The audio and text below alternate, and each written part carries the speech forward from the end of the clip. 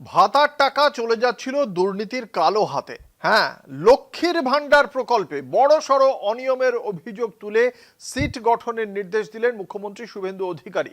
অন্নপূর্ণা যোজনার তথ্য যাচাই করতে গিয়ে 22টি ভুয়ো অ্যাকাউন্টের সন্ধান মিলেছে বলে দাবি সরকারের। অভিযোগ, মহিলাদের জন্য বরাদ্দ টাকা ঢুকছিল পুরুষদের অ্যাকাউন্টে। ইতিমধ্যেই কয়েকজন গ্রেপ্তার হয়েছেন। ঘটনায় পূর্ণাঙ্গ তদন্ত শুরু হচ্ছে।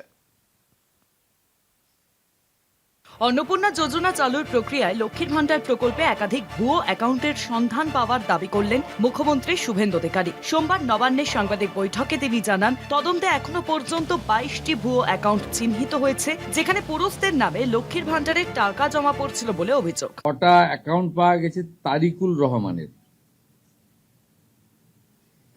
যারা 12 পাতা 16 পাতা 18 পাতা করছেন। এই রিজেক্টেড, জনগণের দ্বারা রিজেক্টেড নেতা এবং তাদের দলের লোকেদের বলবো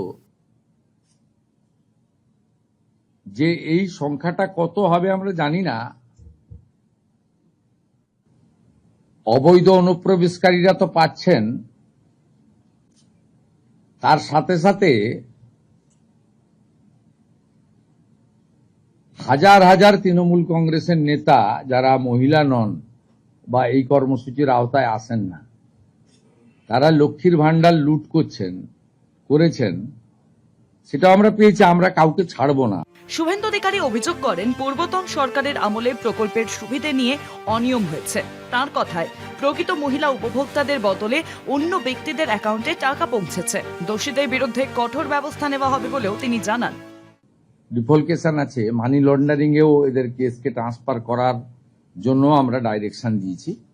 আমরা হিসাব করে দেখেছি, এসআইআর এ নাম বাদ যাওয়া এবং এই রাকিবুল, মুস্তাফিজুর, তারিকুলরা মিলে অন্তত 30 লক্ষ ফলস লক্ষ্মীর ভান্ডারের টাকা তুলছেন। 30 লক্ষ গুণিতক 1,500 টাকা করে যদি হিসাব করেন, কত হাজার কোটি টাকা আপনাদের জনগণের টাকা কিভাবে এরা লুট করেছে। এই লুটেরাদের পার্টি, এটা তার প্রমাণ। আমরা এদেরকে একেবারে গ্রাসরুট থেকে ক্র্যাকডাউন করব আইনের মাধ্যমে। অন্নপূর্ণা যোজনা নিয়েও মুখ্যমন্ত্রী এদিন বক্তব্য রাখেন। তিনি বলেন, প্রকল্পের আবেদনপত্র নিয়ে বিভ্রান্তি ছড়ানো হচ্ছে, তবে সাধারণ মানুষ আবেদন প্রক্রিয়ায় সহযোগিতা করছেন। সোমবার থেকে অনলাইন আবেদন শুরু হয়েছে এবং আগামী কয়েকদিনের মধ্যে আরো বেশি সংখ্যক আবেদন জমা পড়বে বলে প্রশাসনের আশা। কলকাতা টিভি।